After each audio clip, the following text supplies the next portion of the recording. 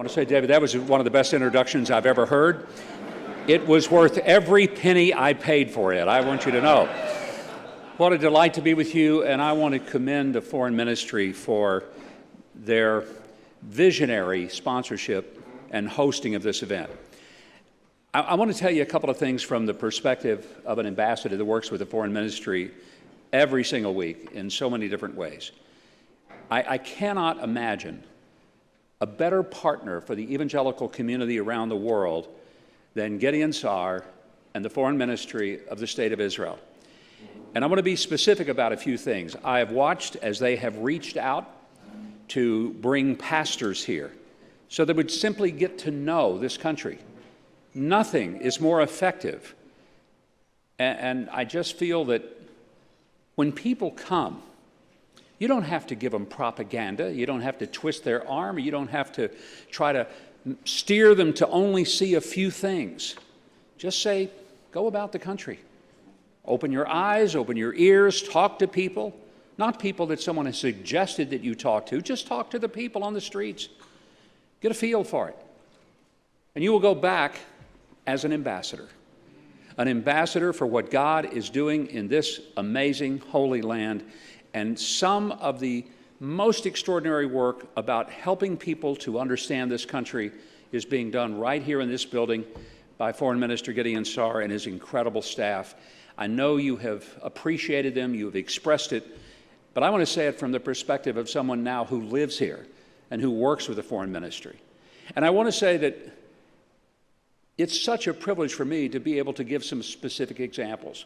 This morning early, I got up about 5, and I was looking through my text messages, and I had one from a longtime colleague of mine when I was at Fox News in New York.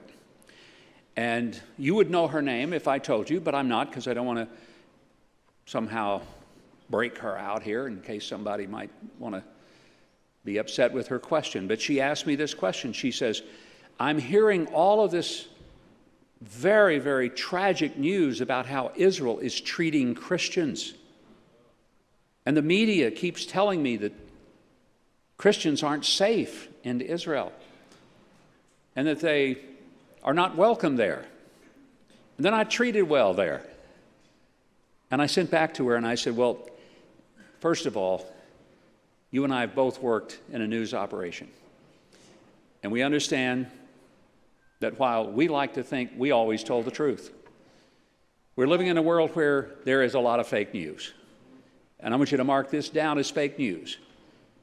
And I told her, I said, not only is it a very safe place for Christians, and I feel totally comfortable living here. I play bass guitar in my church praise band every Sunday. Nobody gives me a hard time about that. I don't get arrested by the government for going to church or being a part of a church. I've never had someone spit on me. I've never had someone heckle me. Other than my wife, she does. No one else. I've been coming to this land for 53 years as of next month. My first trip was the summer of 1973. And I'd been here over 100 times before the president sent me here to be ambassador. So I was pretty familiar with Israel. And it was not a shock to me to understand the culture, the lifestyle, and I didn't need a tourist map to find my way around. But in all of those years and all of those trips, and now having lived here for a year and a half, I just can tell you that I can't think of any greater welcome that I could have received, and not just from the official channels of the government, but from the people on the streets and everywhere I go in this country.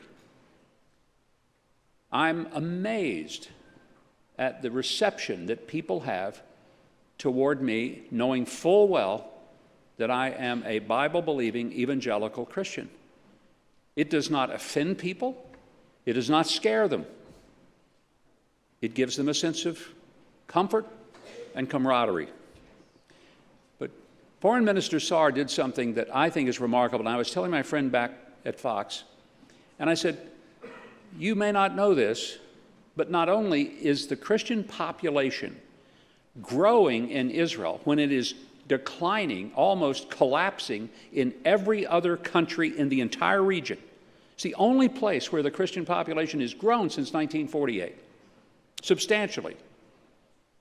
But I said, the foreign minister just recently appointed as a full-fledged ambassador a Christian whose job as ambassador is to provide outreach to the Christian community.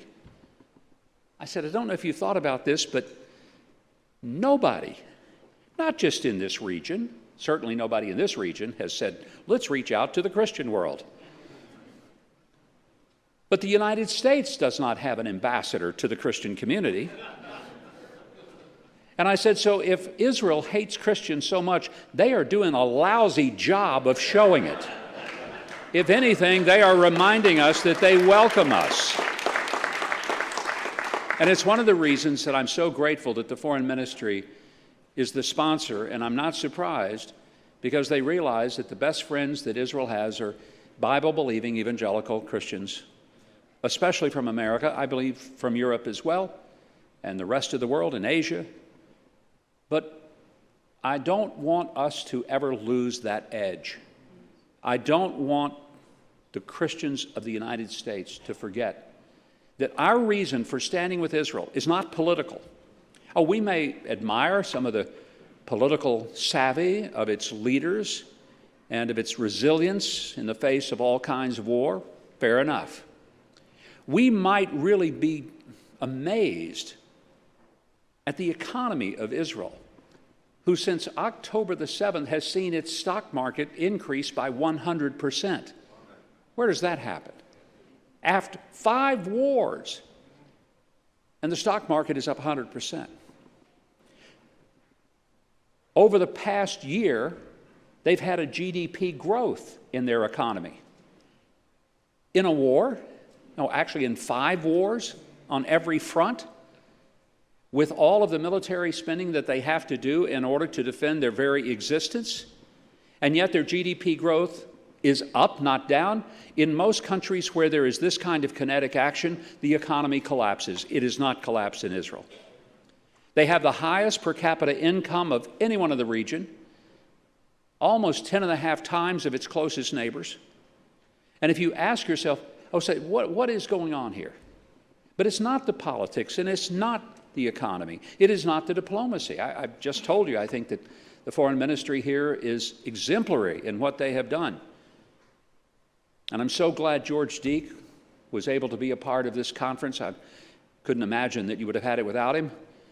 But what a treasure for the people of Israel. What a treasure for the world. And what a statement it is that he has the position as an ambassador.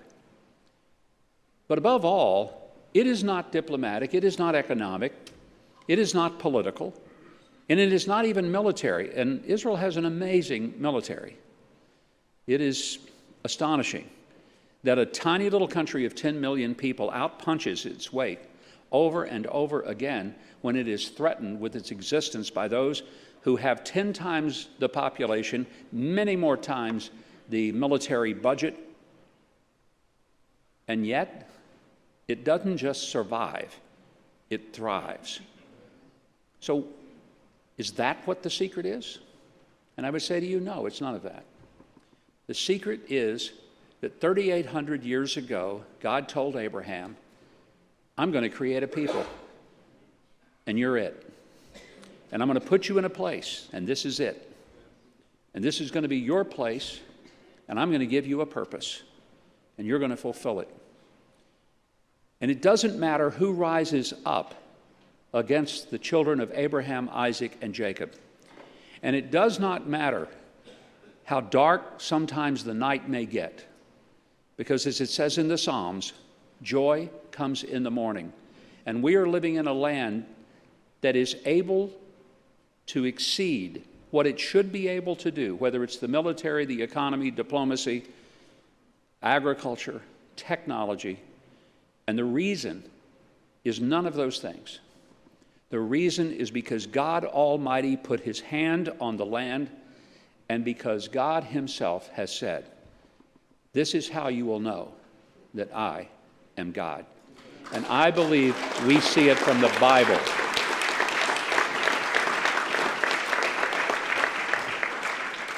So I leave you with one of my favorite stories. 53 years ago when I first came to Israel, this was not the vibrant startup nation that it is today. It was like a third world country in many ways, struggling, having a difficult time, everybody fighting against it all the time, trying to destroy it. And I was here just before the Yom Kippur War, although I didn't know that was about to happen. I might not have come had I known that. What I saw was land that was fairly barren, an economy that struggled, roads that didn't exist for the most part except 2 lanes, and most of the cars were old junkers that had been shipped in from Russia.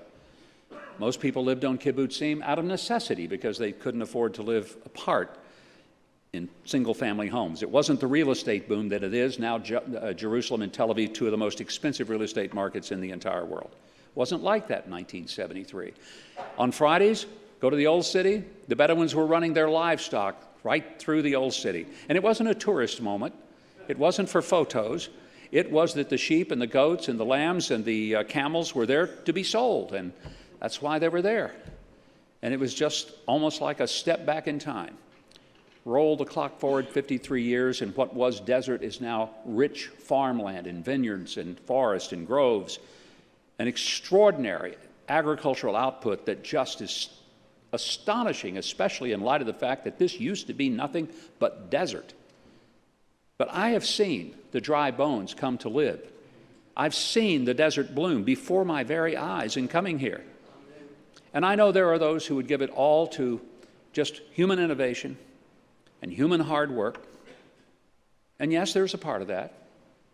The Israeli farmer that bought some acreage down in the Negev, he purchased the land and there was nothing there. I mean, it was just rocks and sand. It looked like the desert of Arizona.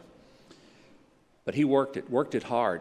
He took one of the great Israeli inventions called drip irrigation, and he created a lush farm. And after 5 years of very, very hard work, he was growing fruits and vegetables, and it was a beautiful place.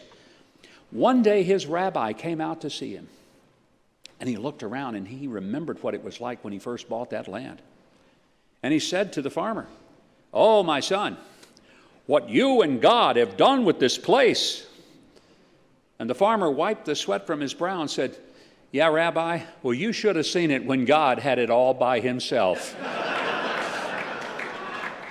Now, there's a little truth to that story, but I want you to know that the resilience and the hard work of the Israelis, combined with the hand of God, have given us one great reminder that He is still on His throne. His word is true. And when everything else fails, we can trust the Bible, and we can trust the heart and the hand of Almighty God to keep every promise that He has made to the Jew and to the Christian. He will keep those promises. There's no such thing as replacement theology, because to think that means that God would break His promise, and if He breaks it to the Jew, He breaks it to me as a Christian. I want a God who keeps His promise. I believe in a God who keeps His promise, and I'm glad to be in a land where we get to see the promises of God every single day. Thank you all. God bless you for coming to Israel. Make it one of many, many trips that you are here. Thank you.